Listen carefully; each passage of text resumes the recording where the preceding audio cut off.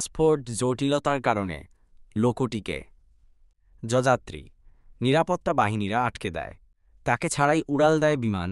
তখন সে কান্না করতে থাকেন।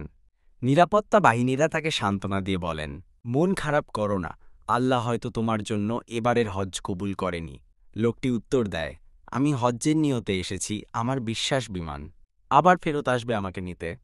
পরক্ষণেই খবর এলো যান্ত্রিক ত্রুটি থাকার কারণে বিমান পুনরায় ফেরত আসছে।